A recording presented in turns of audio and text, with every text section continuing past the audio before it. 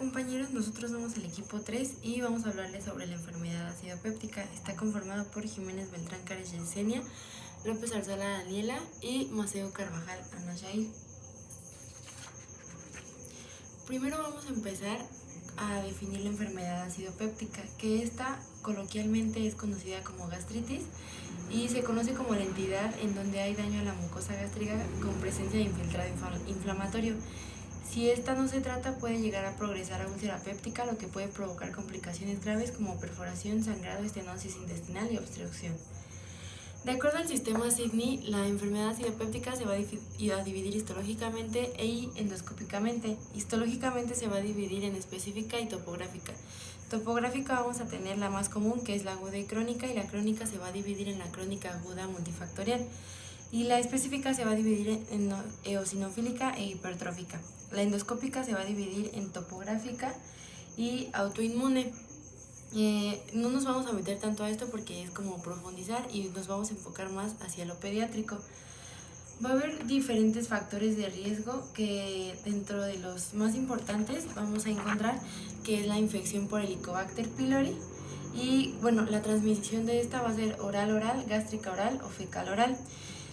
Y este factor va a entrar dentro de las clasificaciones primarias, pero dentro de las primarias también entra el reflujo biliar y el citomegalovirus, el herpes o Candida albicans. Dentro de la secundaria va a entrar la excesiva producción de ácido, que podría ser un hiperparatiroidismo o una insuficiencia renal por estrés, que sería parto traumático o sepsis neonatal. Y por medicamentos, que los más comunes que van a provocar la enfermedad ácido péptica van a ser los AINES. Los pacientes de pediátricos suelen ser asintomáticos, sin embargo, si llegan a presentar síntomas, el más común va a ser dolor en el epigastrio y este va a ser recurrente. Los síntomas menos específicos van a ser dolor nocturno que despierta al niño, dolor postprandial, regurgitación oral, vómitos.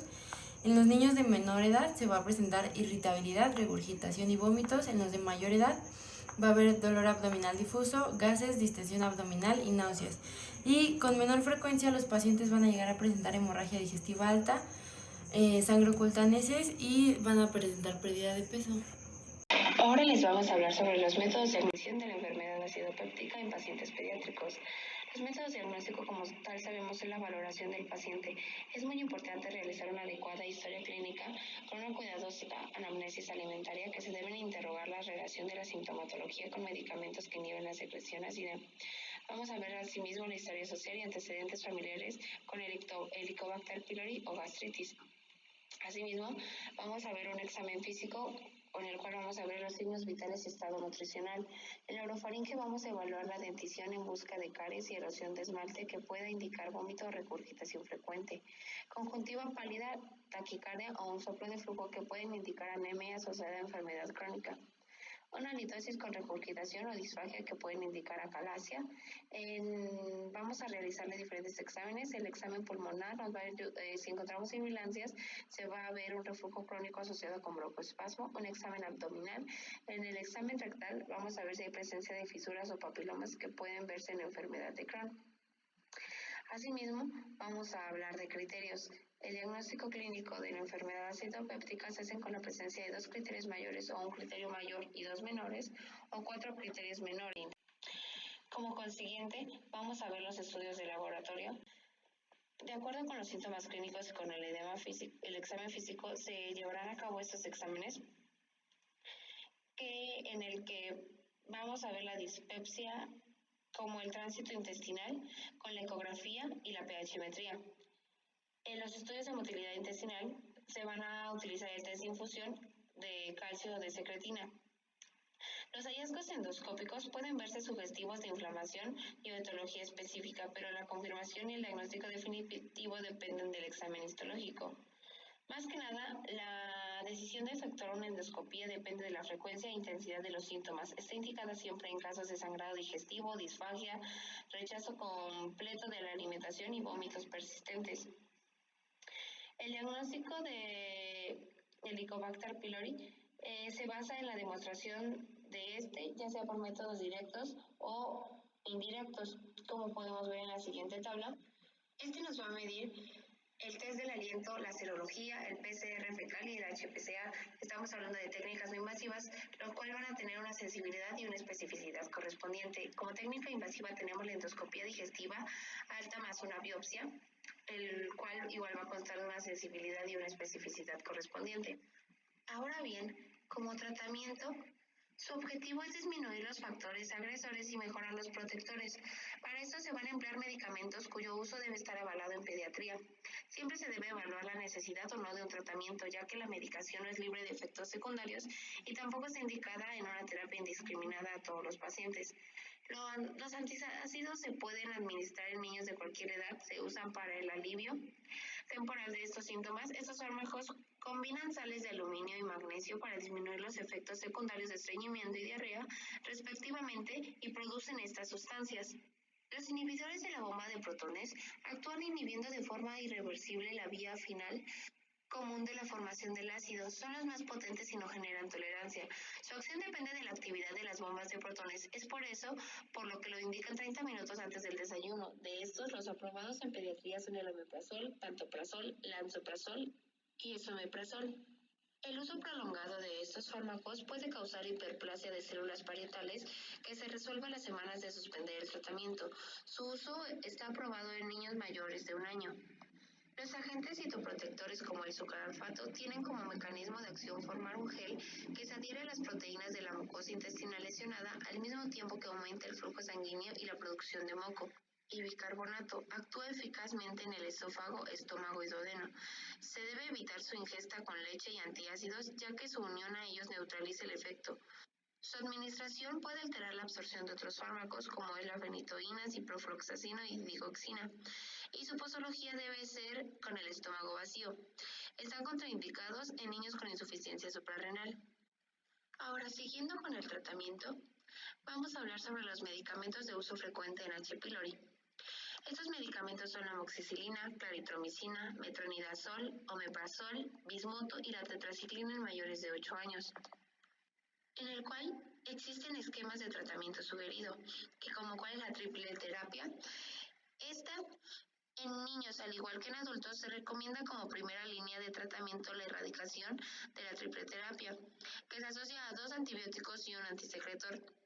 La combinación de omeprazol, claritomicina y amoxicilina, que al inicio lograba tasas de erradicación cercanas al 90%, ha dejado de ser la primera línea debido al aumento de la resistencia antibiótica frente a la claritromicina por el uso frecuente de macrólidos en los años recientes. La terapia secuencial es una opción de segunda línea que consiste en dar omeprazol y amoxicilina por 5 días y luego omeprazol, claritromicina y metronidazol por otros 5 días con tasas de erradicación cercana al 90%. Aquí va a tener un uso muy importante los probióticos, ya que el uso de Lactobacillus reuteri como tratamiento coadyuvante junto con la triple terapia reduce los efectos adversos de la medicación, que vamos a tener náuseas, diarrea, alteraciones del gusto, y puede inhibir el crecimiento del Helicobacter pylori y su adhesión al epitelio, permitiendo tasas de erradicación más altas. Como cualquier patología vamos a tener complicaciones. Una de las principales complicaciones va a ser la hemorragia severa, que no responde a otros tratamientos, perforación y en algunos casos úlceras recurrentes a pesar de manejo médico. En la opción terapéutica más recomendada va a ser la cirugía. Otras de las complicaciones van a ser la hematemesis y melenas, la peritonitis, úlceras malignas y desnutrición. Como pronóstico vamos a tener que la progresión hacia atrofia gástrica, metaplasia intestinal, displasia y cáncer gástrico es raro y no alcanza el 1% de los pacientes infectados por Helicobacter pylori. Es un proceso multifactorial que va a incluir factores del huésped, bacterianos y alimentarios, en el cual no se han reportado casos de adenocarcinoma gástrico asociado a Helicobacter pylori en pediatría. Ahora hablaremos sobre enfermedad por reflujo gastroesofágico en pediátricos. El reflujo gastroesofágico es el paso retrógrado del contenido gástrico al esófago con o sin regurgitación y vómitos. La enfermedad por reflujo gastroesofágico ocurre cuando este contenido retrógrado gástrico alcanza el esófago y produce síntomas molestos o complicaciones. En cuanto a la epidemiología, el reflujo gastroesofágico ocurre en aproximadamente el 50% de los bebés menores de 2 meses, entre el 60 y 70% de 3 a 4 meses de edad y en el 5% en bebés de 12 meses. Los bebés prematuros corren más riesgo de padecerlo debido a la inmadurez fisiológica del esfínter esofágico inferior y a la peristalsis esofágica alterada. La enfermedad por reflujo gastroesofágico es más frecuente en niños con obesidad, deterioro neurológico, cardiopatía congénita, anomalías del tracto gastrointestinal, hernia diafragmática congénita y anomalías cromosómicas. También otros factores incluyen el consumo de alimentos irritantes. Para la fisiopatología se encuentra que el esfínter esofágico inferior es la barrera antirreflujo más importante ya que es una zona de alta presión. Una vez que el material refluido entra en el esófago, el bolo alimentario causa distensión de la pared y estimula receptores, los cuales van a inducir una contracción mediada neurológicamente que mueve el material refluido hacia el estómago.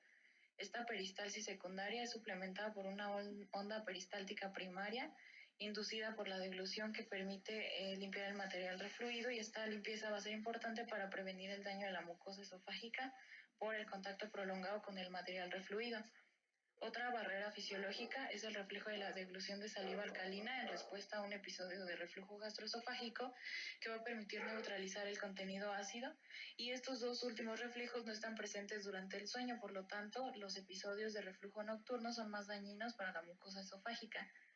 Estos episodios de reflujo ocurren con mayor frecuencia durante periodos transitorios de relajación del esfínter esofágico inferior, la cual puede resultar en un reflujo de aire, sólido o gas o una mezcla del contenido gástrico.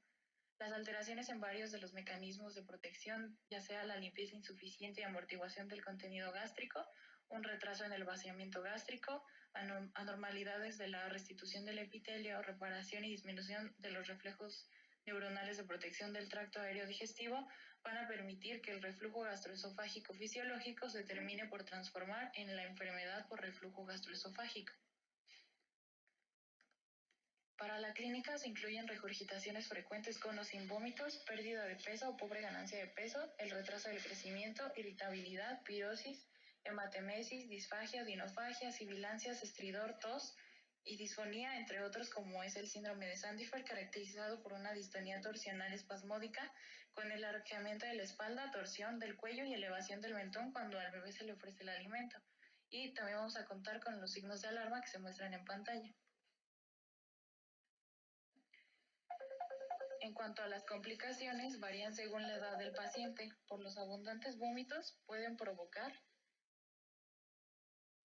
un retraso en el crecimiento. La esofagitis péptica puede provocar una formación de estenosis, el acortamiento del esófago y displasia de la mucosa esofágica, así como esófago de Barrett.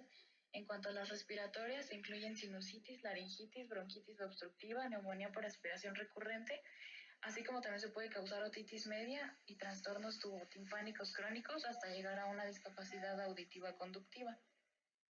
También se pueden encontrar la proliferación de patógenos acidófilos como Streptococcus y Cándida. Para el diagnóstico nos podemos apoyar en el radiológico, que no es tan certero, también en la ecografía para observar el paso retrógrado del contenido gástrico al esófago, que se va a mostrar como un patrón de ecos brillantes con microburbujas, y también observar el llenado del esófago inferior.